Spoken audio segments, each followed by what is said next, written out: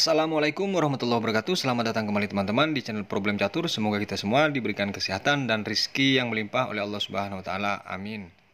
Baik teman-teman, kali ini saya akan memainkan pembukaan Petrov dengan varian Modern Attack yang dimainkan oleh Bobby Fischer melawan Robert Eugene pada tahun 1962. Dan partai ini perlu diketahui teman-teman, di middle game atau di pertengahan permainannya penuh kompleks kombinasi yang sangat agresif.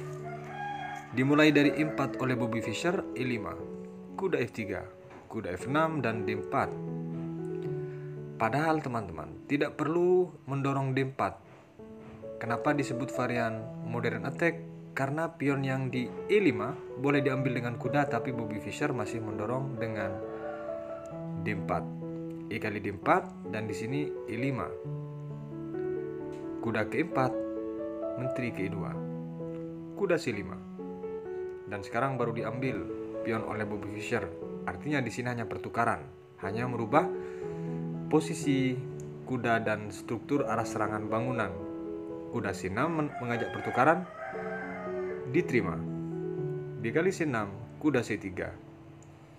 Benteng langsung ke B8. F4 dijawab oleh Bobby Fischer. Gajah ke E7, menteri F2. Kemungkinan gajah ini ke H4 cukup didorong pion G3 teman-teman. Dilanjutkan dengan D5, gajah ke E3. Di sini pion yang di B2 ditinggal, tapi dengan target akan mengambil kuda yang di C5 ini teman-teman. Dilanjutkan dengan kuda ke D7, dan Bobby Fischer langsung rokade panjang, hitam rokade pendek. Tentu di sini terjadi cross attack atau serangan silang. G4, gajah ke B4, kuda ke E2. Karena tujuannya gajah mengambil kuda, tentu akan merusak pertahanan dari putih. Kuda ke B6, kuda ke D4. Arah serangan dari hitam jelas langsung menuju sayap menteri teman-teman. Tapi dari putih lebih jelas lagi dia menuju sayap raja. Menteri ke E8, C3, dan gajah ke E7. F5. Serangan sekarang sudah dimulai teman-teman. C5 dilanjutkan dengan kuda ke B5. Setelah mengancam atau mengincar salah satu pion ini, dibalas dengan D4. Gajah F4 dan D kali C3. Kuda mengurungkan untuk mengancam menteri, dia memilih memukul C3 teman-teman. Kuda ke A4, perhatikan langkah teka-teki dari kedua pemain ini. Tujuan dari kuda ini teman-teman adalah ingin merusak lagi-lagi struktur pertahanan daripada putih. Tapi langkah unik di sini dari Bobby Fischer dengan menaikkan gajah ke B5. Jika di sini teman-teman menteri ditutup dengan gajah atau dilindungi dengan gajah terangnya di D7, maka dipastikan kalah dua perwira. Namun jika ditutup dengan C6 teman-teman, maka satu perwira akan hilang. Baik, tapi sekilas mungkin dari teman-teman berpikir bahwa ketika di posisi gajah B5 ini kemungkinan satu perwira kalah, bukan? Baik, setelah dipukul oleh benteng, ternyata langkah Bobby Fischer tidak memukul benteng teman-teman, yakni memukul kuda yang di A4. Karena kalau memukul benteng tentu dia kalah satu perwira. Benteng ke B4 mengancam kuda, kuda C3 lagi, gajah ke B7, dan benteng ke E1 yang diancam nih teman-teman. Raja ke H8 di sini, F6. Serangan sekarang dimulai teman-teman.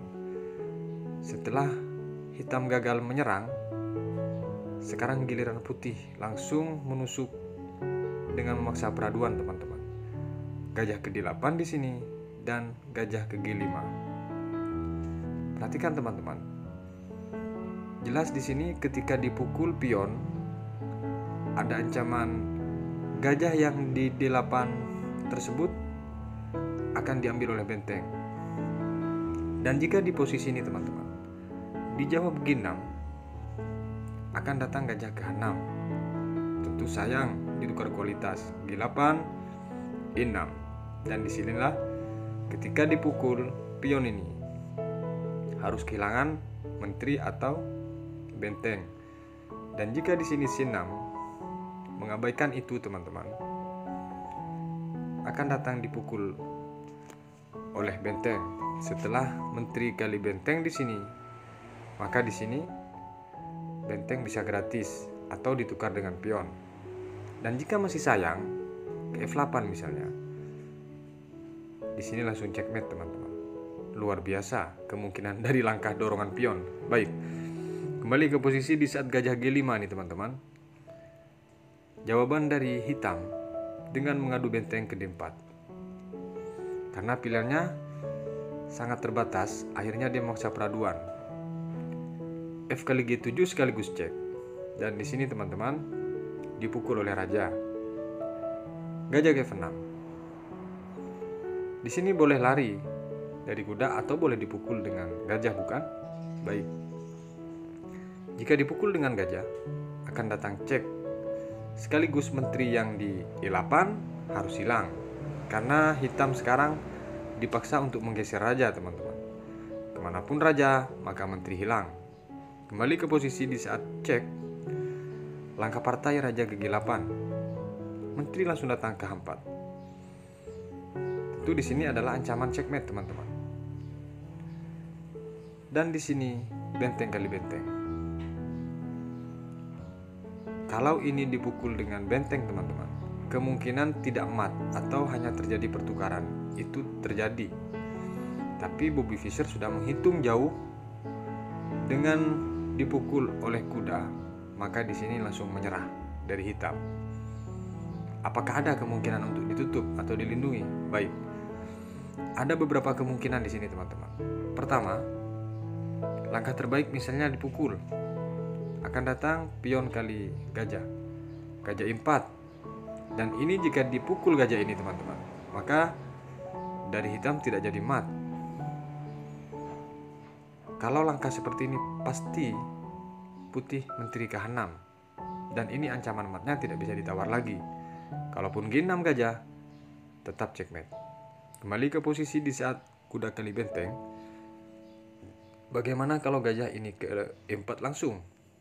Artinya sekilas memberikan, tapi tidak akan dipukul oleh